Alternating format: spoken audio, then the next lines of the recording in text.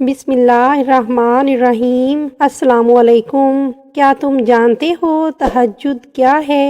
تہجد میں مانگی دعائیں کیسی ہوتی ہیں؟ کیا واقعہ ہی اللہ تہجد میں مانگی دعاؤں کو قبول فرماتا ہے؟ اور تہجد میں اپنے رب کے نزدیک کھڑے ہونے والے انسان کے کیا درجات ہیں؟ کیا تم جانتے ہو کہ تہجد کا وقت ہو اور خاموشی میں بحری آنسو ہوں اور پھر اللہ کے سامنے بیٹھے بے بس انسان کی فریادیں وہ معجزوں اور عطاؤں کا مالی کیسے رد کر سکتا ہے؟ اور کیا تم جانتے ہو دل کی گہرائیوں اور تڑپ کر مانگی گئی دعائیں تو ویسے بھی وہ کن کا مالک رد نہیں کرتا۔ پھر یہ تو اللہ تعالیٰ کی سب سے لاڈلی دعا ہے، لاڈلی نماز، اور رب کا لاڈلا بندہ مانگ رہا ہے جسے اللہ تعالیٰ نے اس خالق کائنات نے جو دن اور رات کا مالک ہے خود یہ توفیق دی ہے کہ وہ رب کے سامنے کھڑا ہو۔ یہ تو صرف ان کو نصیب ہوتی ہے جس کو خود وہ ذات باری تعالیٰ بلاتی ہے، تو وہ کیسے رب کا لاڈلا بندہ نہ ہوا؟ اس کے کیا مقام اور کیا درجات ہوں گے، تو اللہ تعالیٰ اس کی دعاؤں کو کیسے رد کر سکتا ہے؟ اور کیا تم جانتے ہو جب اس زندگی اور موت کے مالک کے سامنے دعائیں پیش ہوتی ہیں تو تہجد کی دعائیں سب سے پہلی صف میں ہوتی ہیں، وہ صف جسے رب کا قرب حاصل ہوتا ہے، جس پر رب سب سے پہلے کن فرمائے گا۔ اور جانتے ہو یہ وہ وقت ہوتا ہے جب خدا خود پہلے آسمان پر آ کر اس اپنے لاڈلے بندے سے پوچھتا ہے، بتا تو کیا چاہتا ہے؟ اور بندہ اور رب سرگوشیوں میں باتیں کرتے ہیں۔ یہ دنیا کی الجھنوں میں الجھا ہوا رب کا بندہ رب سے باتیں کرتا ہے، اس کے سامنے یہ ٹوٹا ہوا رب کا لاڈلا بندہ بکھر جاتا ہے اور رب اسے خود سمیٹتا ہے اور اس کے لیے معجزات کرتا ہے۔ وہ رب عظیم اپنے بندے کے آنسو پوچھتا ہے، اس سے خود پوچھتا ہے، اے میرے پیاری خلق تو کیا چاہتا ہے؟ تو خود سوچو، جو بندہ اپنے رب کے لیے نرم بستر کو چھوڑ کر سرد راتوں میں اس رب کے لیے اٹھتا ہے اور جب سب سو جاتے ہیں اپنے رب سے چپکے چپکے سرگوشیوں میں باتیں کرتا ہے، سارے جہاں کے شکوے اس کے سامنے رکھ دیتا ہے، جو بندہ اس کے لیے اپنی نیند قربان کرتا ہے تو وہ کن کا مالک اس کی آنکھوں سے بہتے ہر آنسو پر کن کی مہر لگاتا ہے، اس کے خوابوں کو خوبصورت تعبیروں سے نوازتا ہے اور اس کے سجدوں کو عرش معلیٰ پر فائز کرتا ہے۔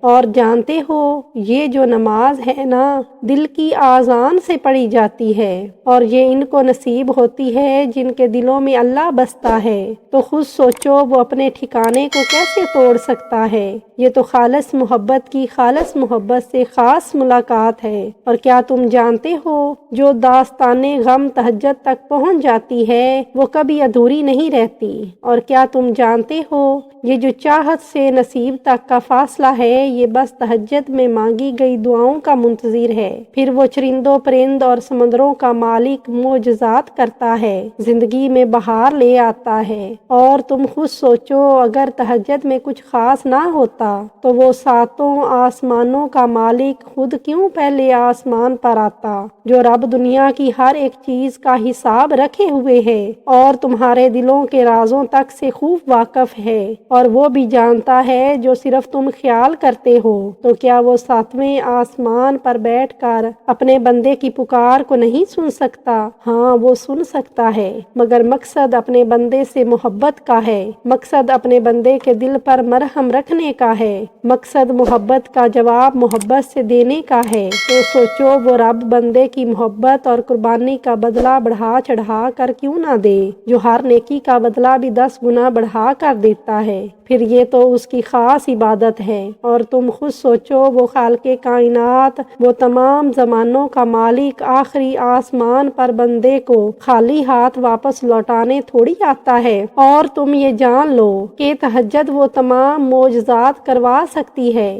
جن کے متعلق یہ خلق خدا کہتی ہے کہ ہم تو رب کے ادنا سے بندے ہیں اور ہمارے لیے کیسے یہ کن فرمائے گا۔ وہ شاید یہ بھول جاتے ہیں کہ وہ تمام مخلوق मखलूक का रब है और मोजज़े करना तो ख़ास उसकी ही शान है। और क्या तुम जानते हो तहज्जुद बहुत कीमती इबादत है। जैसे रब ने सीप के अंदर मोती को छुपा कर रखा होता है, इसी तरह इस रहीम रब ने इस तहज्जुद को भी रात की तारीकियों में छुपा कर रखा है और वो ये कीमती चीज़ अपने कीमती बंदों के नसीब में ही लिखता है। और क्या तुम जानते हो तहज्जुद तो खुद एक मोजज़ा है। जब तुम मीठी नींद से बेदार होकर शैतान से लड़कर रब के हजूर खड़े होते हो तो क्या ये मोजज़े से कम थोड़ी ही है। ये बहुत बड़ी बात है जो रब्बे रहीम ने सिर्फ तुम्हें नसीब की है, तो तुम्हारा नसीब तो बहुत रोशन हुआ ना। व्यूअर्स, अगर आप मेरी बात से इत्तेफाक करते हैं तो मुझे कमेंट सेक्शन में ज़रूर बताएं और मेरे चैनल को सब्सक्राइब करना मत भूलें। वस्सलाम।